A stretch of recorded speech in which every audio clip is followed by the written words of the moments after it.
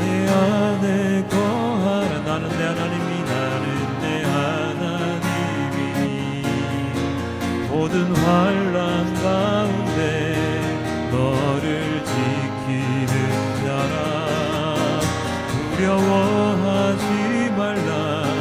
내가 널 도와주리니 놀라지 말라.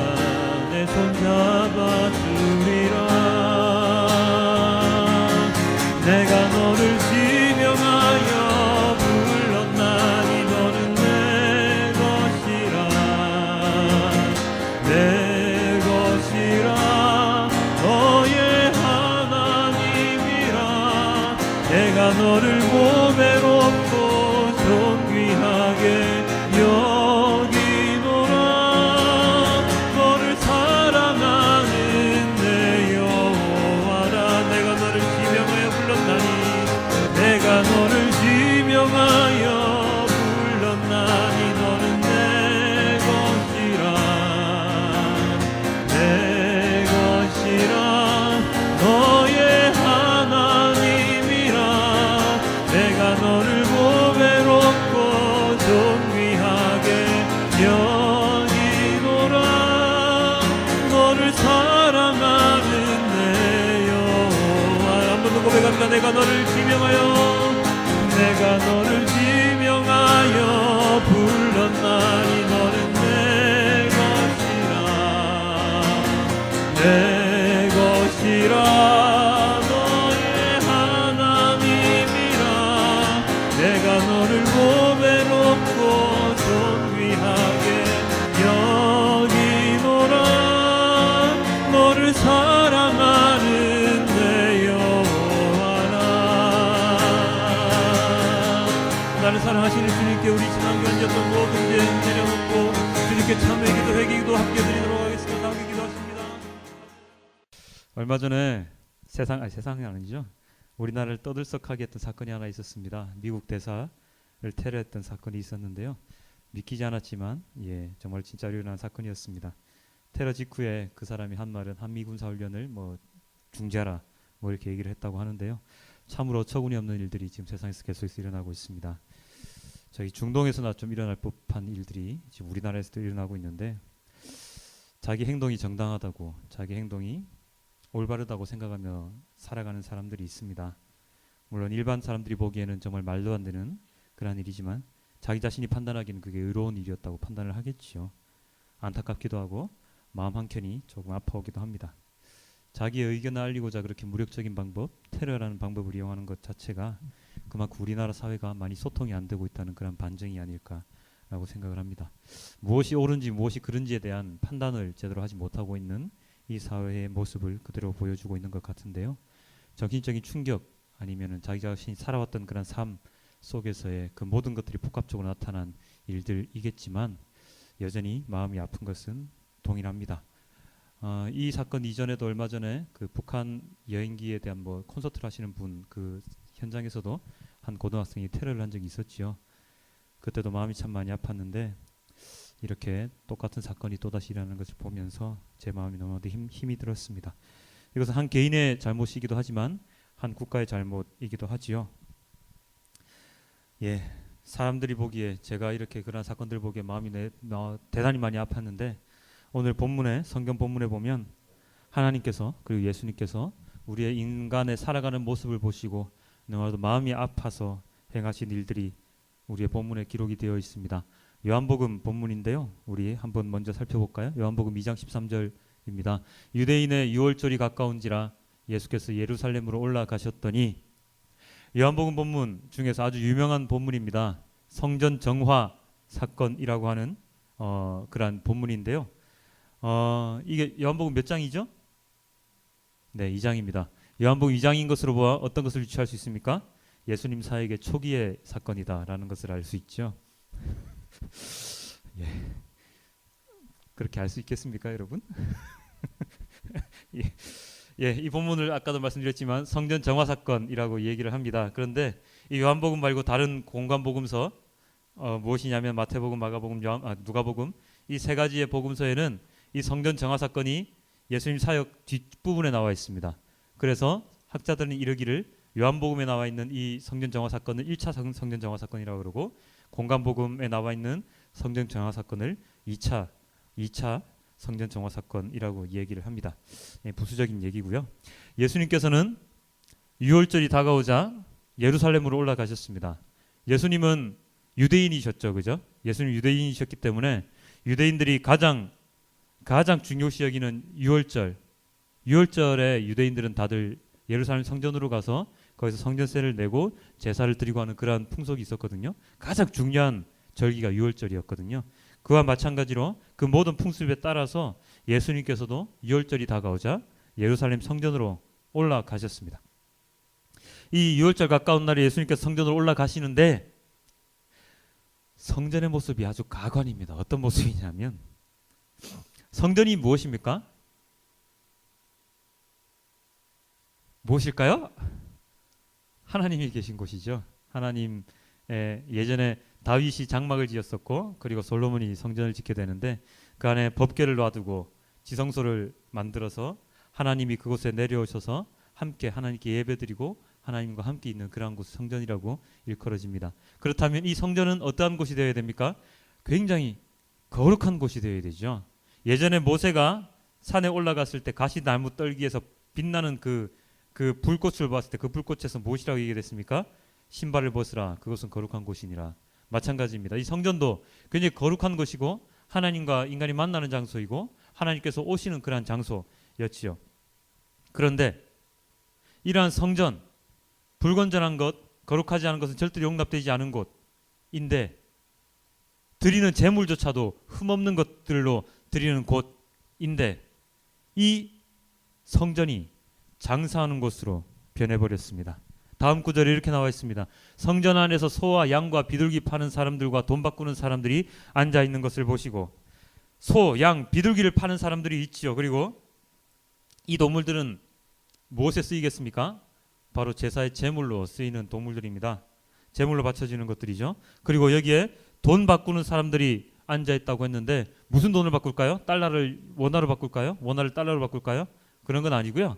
이 성전에 우리가 올라가서 제사를 드리기 전에 성전세를 꼭 내게 되어 있는데 어떤 주화로 드리게 되어 있냐면 일반적인 사람들이 통용하는 돈으로 드리는 것이 아니라 은으로 된 은 반세겔을 성전세로 드리게 되어 있었습니다. 그래서 자기가 가지고 있던 돈과 은을 세 개를 바꾸어서 그것을 이제 성전에 드리게 되는데 그 바꾸는데 비용이 들어갑니다.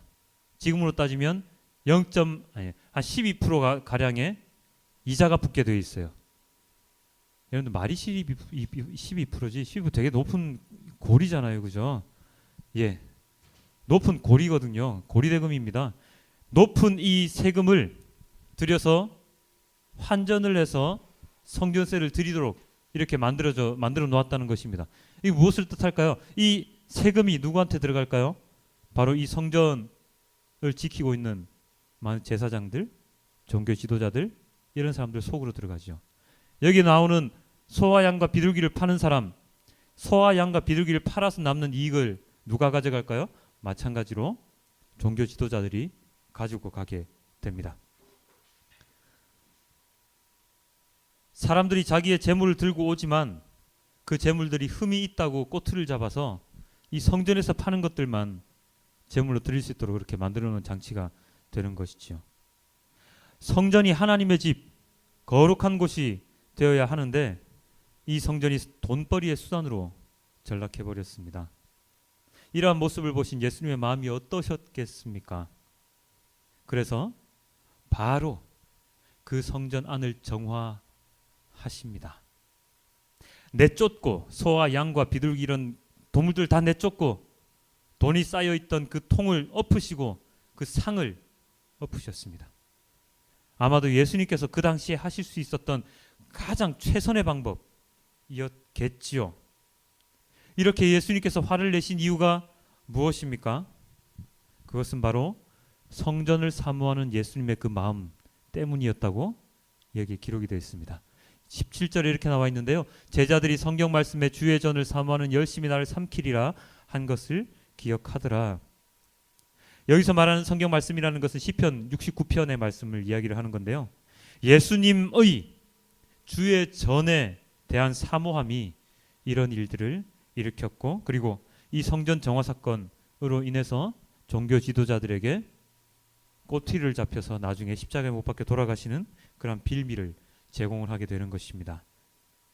이 성전 정화 사건으로 인해서 예수님은 나중에 십자가에 못 박히실 빌미를 제공하시는데, 그래서 여기 보시면 주의 전을 사모하는 열심히 나를 삼키리라 라고 나와 있죠. 나를 삼키리라,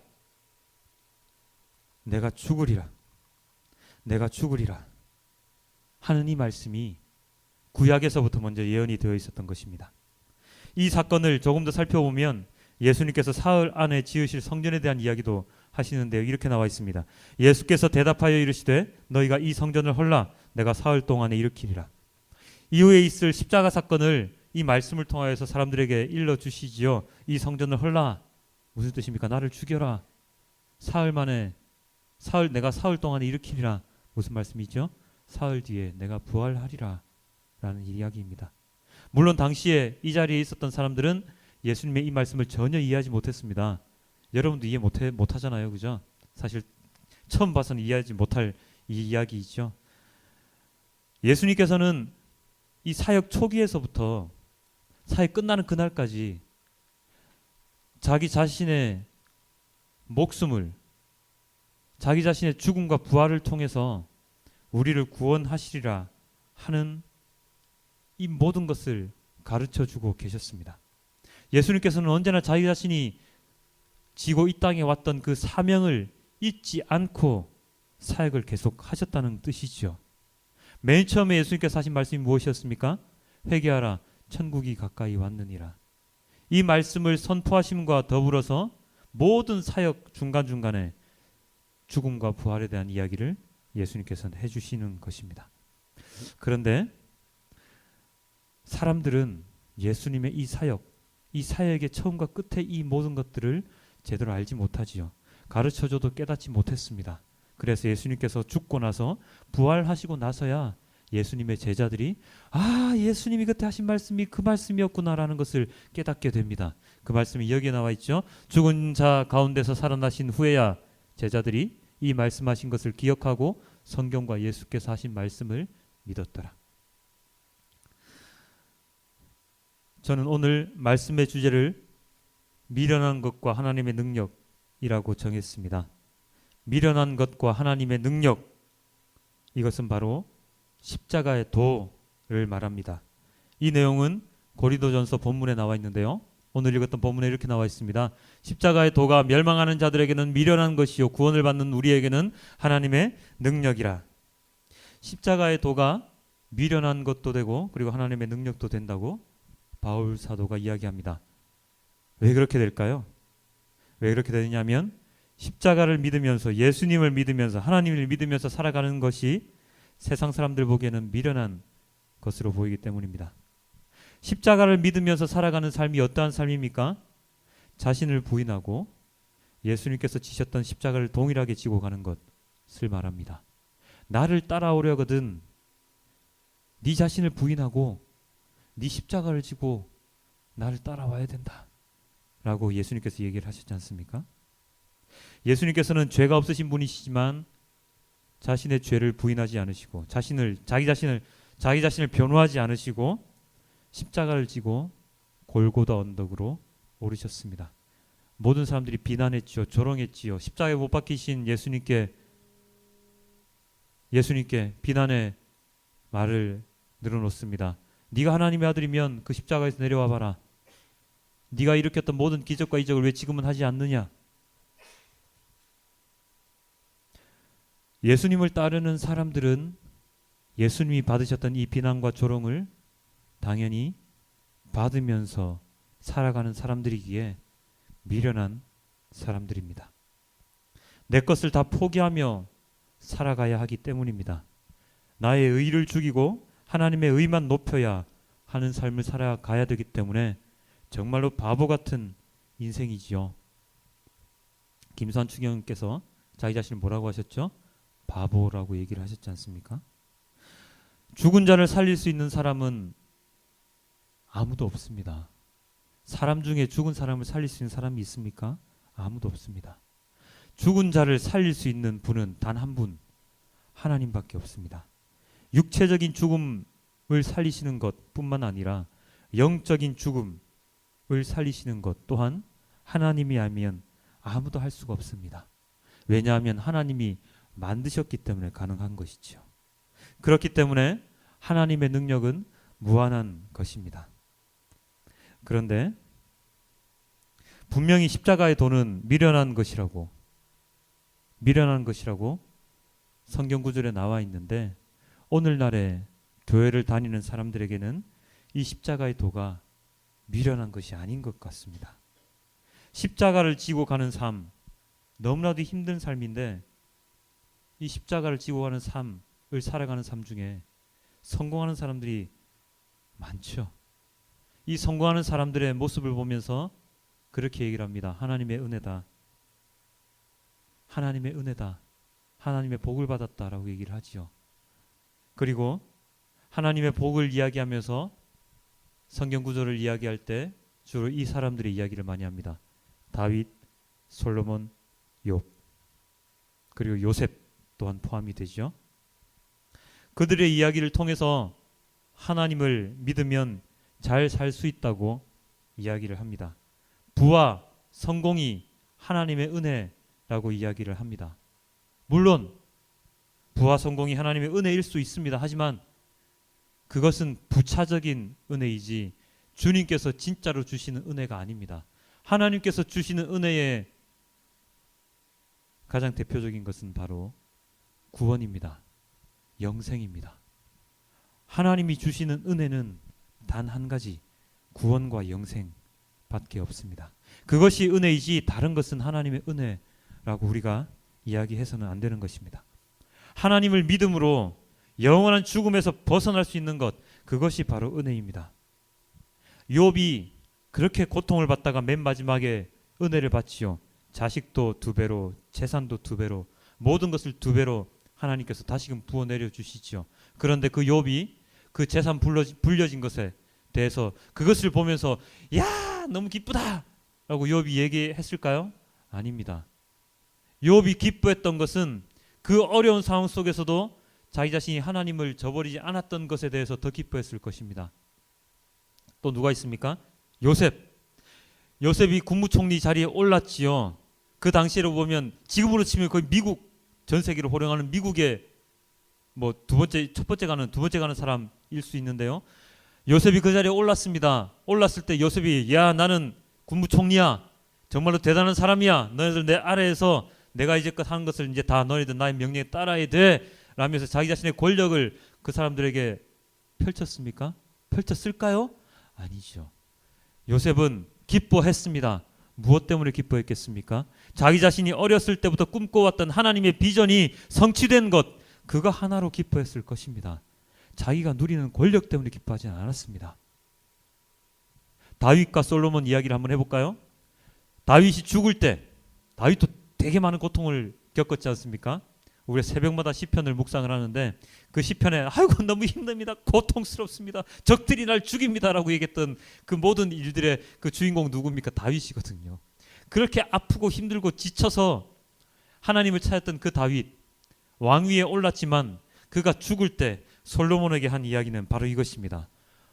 열왕기상 2장 3절 이렇게 나와 있습니다. 그리고 너는 주 너의 하나님의 명령을 지키고 모세의 율법에 기록된 대로 주님께서 지시하시는 길을 걷고 주님의 율법과 계명 주님의 율례와 증거의 말씀들을 지켜라. 그리하면 내가 무엇을 하든지 어디를 가든지 모든 일이 형통할 것이다. 죽기 전에 아들에게 한 유언의 말씀이 바로 이 말씀이었습니다. 무엇이라고요? 하나님의 명령을 지키고 율법에 기록된 대로 지시한 길을 가고 법률과 계명 율례와 증거의 말씀을 지켜라.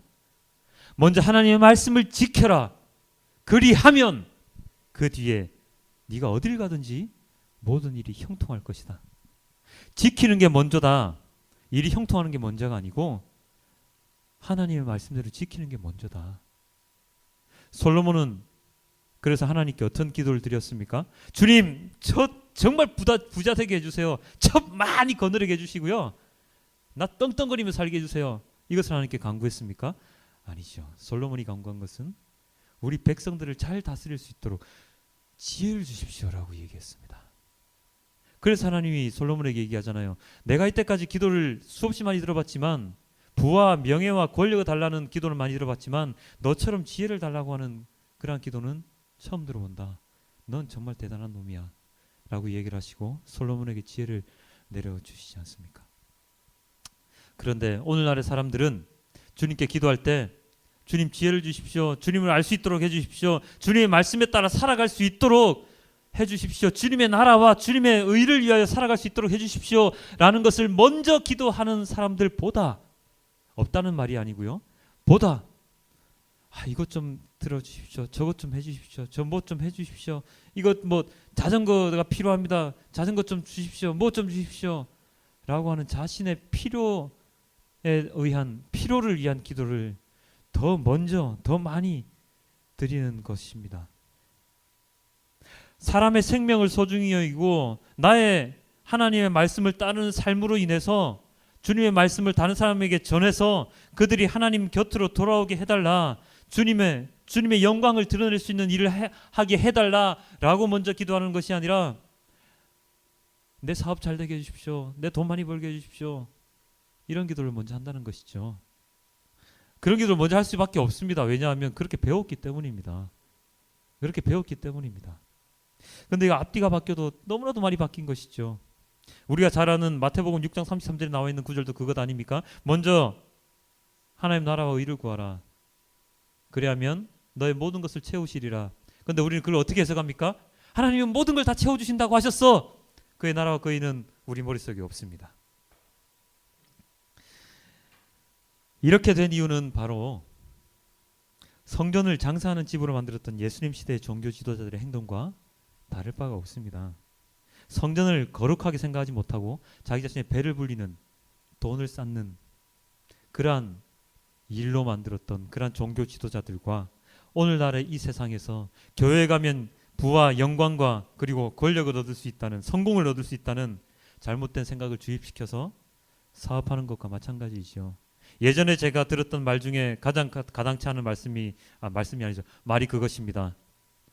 얼마 전까지만 해도 저기 허름한 교회였는데 몇 달 지나니까 저기 번듯한 교회가 썼어요. 옆에 계시던 분이 그렇게 얘기하시죠. 이야, 교회 사업만큼 좋은 게 없을 것 같아. 저번 몇 달도 안 됐는데 저렇게 큰 건물이 들어서잖아. 교회 사업해야 되겠다.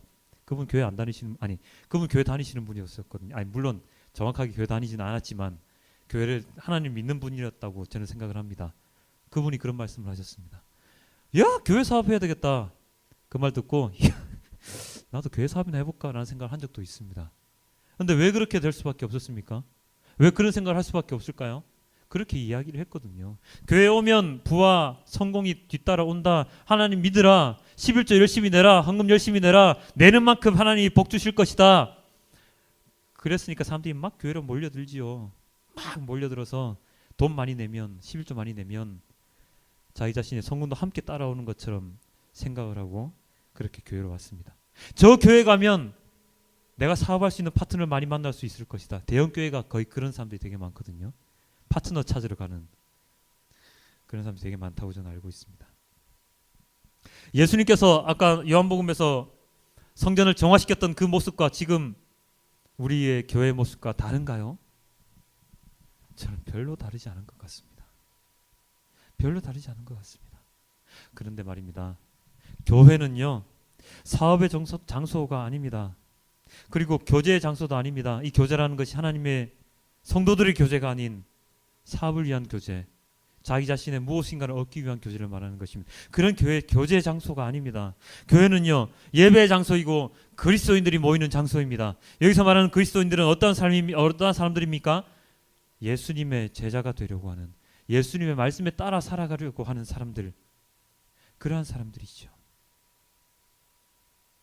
세상 살아가는 사람들, 세상에 있는 사람들이 이렇게 제가 말씀을 전하면 이해를 못합니다.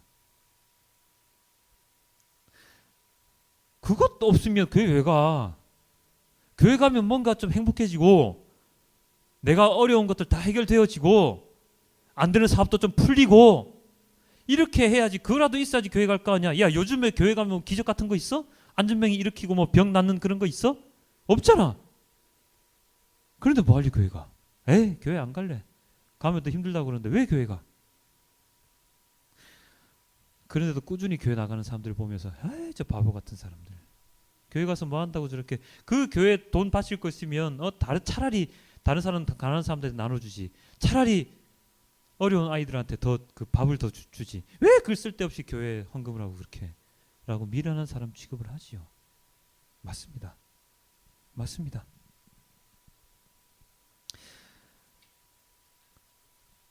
미련하지만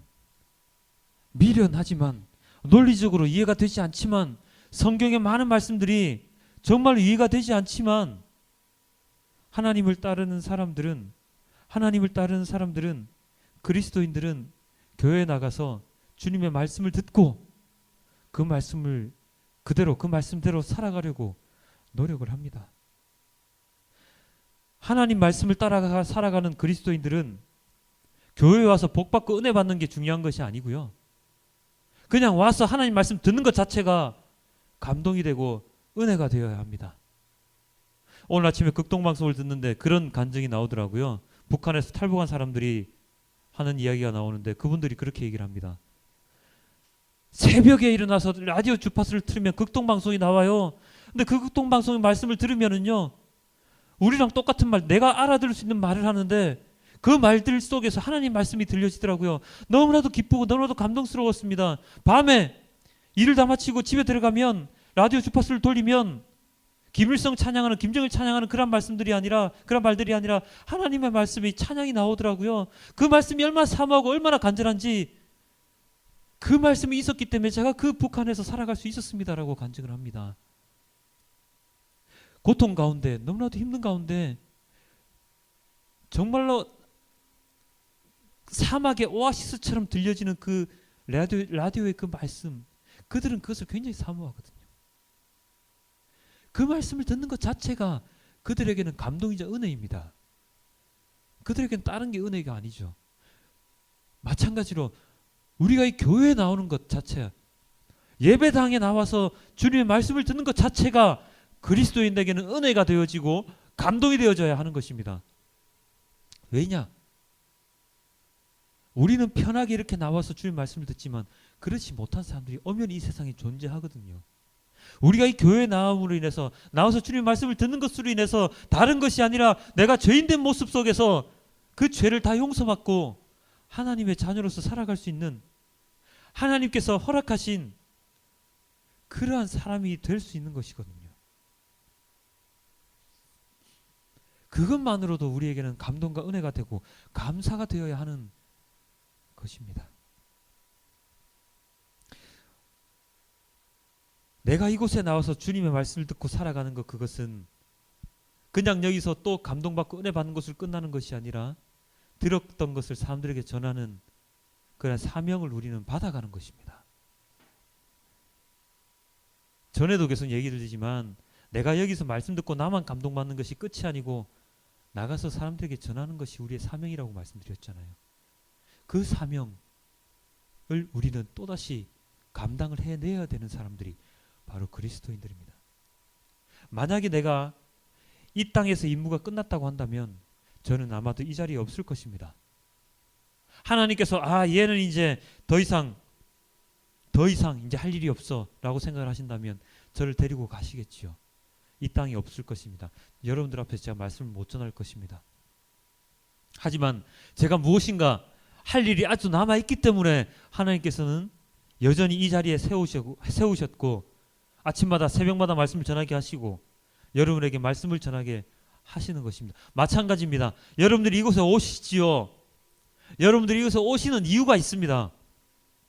제가 예전에 말씀드렸습니다. 이 예배당에 오는 것, 예배 장소에 참여하는 것, 여러분들의 의지대로 할 수 있는 것이 아니라고. 하나님께서 불러주셔야지 올 수 있는 것이라고. 하나님께서 불러서 여러분들 여기 앉히시면 그 앉히셨을 때 여러분들에게 주시는 사명이 있다는 것을 여러분들은 아셔야 합니다. 그것을 아직까지 깨닫고 있지 못하고 있기 때문에 여러분들이 제대로 행하지 못할 뿐이지요. 근데 그것을 깨닫는 순간, 깨닫는 순간 여러분들은 진정한 그리스도인으로서 예수님의 제자로서 살아가는 것이죠. 그것을 깨닫기 위해서 내가 무엇을 해야 되는지를 깨닫기 위해서 여러분들은 매주같이 매일같이 주님의 말씀을 듣고 묵상을 하며 기도하고 찬양을 해야 하는 것입니다. 다른 것이 아닙니다. 여러분들께 제가 말씀을 전하는 것이요, 선생들이 뭐 하는 사람들입니까? 선생들이 뭐 하는 사람들입니까? 여러분, 가르치는 사람이죠. 뭘 가르칩니까? 자기가 먼저 배운 것을 가르치는 거죠. 왜 가르칩니까? 가르쳐야지 그 사람들이 이 세상에 제대로 살아가기 때문 아닙니까? 수학을, 미분, 적분을 가르쳐야지 대학 갈 수 있으니까 가르치는 거 아닙니까? 마찬가지죠. 제가 이 자리에 서서 주님 말씀을 전하는 이유가 무엇입니까? 잘나서 그렇습니까? 제 목소리가 좋아서 그렇습니까? 제 얼굴이 잘생겨서 그렇습니까? 연예인같이 생겨서 그렇습니까? 아닙니다. 제가 여러분께 말씀을 전하는 이유는 조금이라도 더 쉽게 여러분께 말씀을 전해서 여러분들이 성경 읽을 때 제대로 모르시는 부분들을 여러분들에게 조금 더 알기 쉽게 전하기 위함입니다. 그래서 성경 공부도 하려고 하지 않습니까? 그게 제가 서 있는 사명이라고요. 제가 해야 되는 일이라고요. 여러분들이 이곳에 오셔서 주님의 말씀을 듣고 하나하나 깨달으시는 이유는 여기에서 깨닫고 그치는 것이 아니라 나가서 이 세상에서 또다시 여러분들이 해야 될 일을 여러분들이 배우는 것입니다. 그 배우는 것은 제가 가르쳐 드리는 것이 아니고 하나님께서 깨닫게 하시는 것이죠. 제가 언제나 간증드리는 게 있습니다. 성경 구절이 있지 않습니까? 오늘도 이렇게 뭐 왕상, 열왕기상 듣고 요한복음 말씀 듣고 하지만 그 말씀을 들을 때마다 듣는 사람들에 따라서 그 말씀의 느낌, 그 말씀의 가르침이 다 다릅니다. 그것을 저는 왜 자신할 수 있냐면 저도 매일같이 읽는 성경 그 구절 하나마다 읽을 때마다 주님께서 주시는 감동이 다르기 때문입니다. 저는 마가복음에 내가 너를 사람을 낚는 어부가 되게 하리라 라는 그 말씀 한 구절을 붙잡고 이렇게 전도사가 되었습니다. 예전에는 그 말씀 읽을 때마다 들을 때마다 아무런 감동이 없었습니다. 그런데 어느 날 새벽 기도하는 그날 그 말씀이 나에게 정말로 폭풍같이 다가왔고 그 말씀을 통하여 저는 이렇게 전도사의 자리에 오게 되었습니다. 여러분도 마찬가지입니다. 여러분들이 읽으시는 성경 구절, 여러분들이 들으시는 그 성경 구절 한 구절 사이에 여러분께 주님께서 말씀하시는 말씀이 있습니다. 그것을 캐치하려고 잡으려고 노력을 하십시오. 그랬을 때 정말로 나에게 주어지는 임무, 사명이 무엇인지를 여러분들이 깨닫게 되실 것이기 때문입니다. 고린도전서 1장 21절에 이렇게 나와 있었죠. 하나님의 지혜에 있어서는 이 세상의 자기 지혜로 하나님을 알지 못하므로 하나님께서 전도에 미련한 것으로 믿는 자들을 구원하시기를 기뻐하셨도다. 이 세상이 자기 지혜로 하나님을 알지 못하므로, 세상에 있는 지혜로, 세상에 있는 과학, 수학, 뭐 영어 이런 것으로 하나님의 지혜를, 하나님을 알지 못하기 때문에. 철학자들이 하나님을 알게 해줍니까? 아니죠. 철학자들은 그 인간이 무엇인가를 계속 탐구하는 사람들이잖아요. 하나님을 탐구하는 사람들이 아닙니다. 굉장히 똑똑한 사람들이라고 하더라도 하나님을 알지 못합니다. 하나님을 알 수 있게끔 하나님을 믿게 하게 만드는 분은 단 한 분, 하나님밖에 없습니다. 우리의 공통된 사명은 하나님의 말씀을 전하는 것이고 하나님의 기본 사명은 우리를 구원해 주시는 겁니다. 다시 한번 말씀드립니다. 우리의 공통된 사명, 각기 제각기 인물은 다 다르지만 가장 기본적인 공통된 사명은 하나님의 말씀을 이 세상에 전하는 것이고, 하나님의 가장 소중한 사명은 우리를 구원해 주시는 것이라고요. 그것이 하나님의 의이고 우리의 의입니다. 그것을 위해서, 그것을 깨닫게 해주시기 위해서 예수님께서 오늘 성령 전화 사건을 일으키셨고 그 속에서 예수님의 사명을 사람들에게 알려주신 것이죠. 오늘 우리가 읽었던 창세기 본문은 무엇입니까? 무엇이었을까요? 기억나십니까? 오늘 읽었던 창세기 본문? 십계명입니다. 십계명이죠. 이 십계명을 모두가 지키며 살아가야 하는데 이 십계명을 온전히 지키고 살아가는 사람 이 세상에 단 단 한 명도 없습니다. 만약에 있다면 그 사람은 아주 위대한 사람이죠. 그렇지만 이 십계명을 다 지킬 수 없습니다. 그것을 하나님께서 아셨지만 그 계명을 주시면서 우리에게 최대한 지킬 것을 최대한 지켜라라고 말씀을 하셨습니다.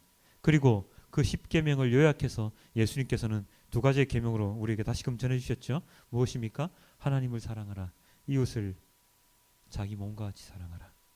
이 두 가지 계명을 예수님께서는 우리에게 남기시고 십자가에서 돌아가셨는데, 솔직히 말해서 이 두 가지 계명도 우리는 지키기 많이 힘듭니다. 하나님을 사랑하라, 자기 이웃을 자기 몸과 같이 사랑하라. 여기서 자기 이웃이 누구라고요? 길거리에 쓰러져 있던 사마리아인을 길거리에 쓰러져 있던 사람을 구해줬던 사마리아인의 그 선행,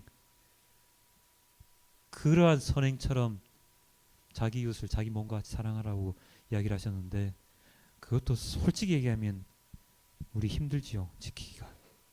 그렇지만 우리는 그 계명들을 지키지 못할 것을 알면서도 그것을 지키기 위해서 노력을 해야 합니다. 그것이 하나님께서 우리에게 원하시는 것이고, 그것을 통해서 우리가 하나님의 자녀로서 거룩한 주님의 제자로서 살아갈 수 있기 때문입니다. 오늘 우리가 읽었던 시편의 본문에는 이런 구절이 있습니다. 여호와의 율법은 완전하여 영혼을 소성시키며 여호와의 증거는 확실하여 우둔한 자를 지혜롭게 하며 여호와의 교훈은 정직하여서 마음을 기쁘게 하고 여호와의 계명은 순결하여서 늘 밝게 하시는도다. 세상에 사로잡혀서 우둔하게 잘못된 삶을 살아가는 이들에게 하나님께서 주신 계명은 눈을 밝히는 도구가 됩니다. 영혼을 새롭게 만드는 도구가 됩니다. 주님께서 주신 십계명이 바로 그렇다는 것입니다. 613가지의 계명이 바로 그렇다는 것입니다. 그것을 다 지키려고 노력하는 미련한 자들이 진정으로 하나님의 사람으로 거듭날 수 있는 그러한 사람들이 될 수가 있습니다. 우리는 세상의 눈으로 바라보기에 미련한 자가 되어야 합니다. 그렇지만 그 미련한 자가 진정한 슬기로운 자, 지혜로운 자입니다. 십자가에도 십자가를 바라보고 살아가는 삶, 예수 그리스도를 내 안에 모시고 살아가는 삶이 세상 사람들이 보기에는 너무나도 미련합니다. 하지만 그 십자가에도 그것이 하나님의 능력임을, 우리가 이 세상에 살아가야 하는 단 한 가지의 이유임을 우리는 믿으며 살아가야 합니다. 여러분들은 어떤 삶을 살기 원하십니까? 여러분의 삶에 대한 선택권은 여러분들에게 있습니다. 분명히 있죠. 하지만 여러분들이 선택하는 그 삶의 목적지는 분명하게 나와 있습니다. 지금 현재 삶을 살아가면서 십자가를 버리고 너무나도 즐겁게, 너무나도 행복하게 부와 영광을 바라보면서 살아가는 삶, 여러분들 선택할 수 있습니다. 그 길의 끝은 무엇이라고 성경에 나와 있습니까? 육체의 삶을, 육체의 일을 도모하면 죽음밖에 없다. 하지만 십자가의 도를 바라보며 십자가의 길을 따라가며 예수님께서 가셨던 그 고난의 길을 함께 가려고 노력을 하면 이 세상에서는 힘들고 너무나도 미련한 삶을 살아갈지라도 영의 일을 추구하는 사람은 생명을 얻게 될 것이다. 오늘 여러분께서는 이 선택의 기로에서 어떠한 선택을 하실지 마음속에 한번 생각을 한번 해보십시오. 육신의 일을 따라 살아갈 것인지, 영의 일을 따라 살아갈 것인지. 다시 한 번 더 이야기를 드립니다. 하나님을 믿는다고 해서 이 세상에서 만사형통하며 살아갈 수 없습니다. 하나님을 믿는 길은 하나님께서 약속하셨던 구원과 영생의 길을 믿는 것입니다. 그렇기 때문에 미련한 것이지만 그것을 통해서 우리는 하나님의 능력을 경험할 수 있고, 하나님의 그 능력으로 말미암아 우리는 생명의 길로 갈 수 있는 것입니다. 마지막으로 우리 이 다음 구절을 함께 읽으시면서 오늘의 말씀을 마치도록 하겠습니다. 고린도전서 1장 24, 25절입니다. 다 함께 읽겠습니다. 오직 부르심을 받은 자들에게는 유대인이나 헬라인이나 그리스도는 하나님의 능력이요 하나님의 지혜니라. 하나님의 어리석음이 사람의 지혜보다 사람보다 지혜롭고 하나님의 약하심이 사람보다 강하니라. 아멘. 아버지 하나님,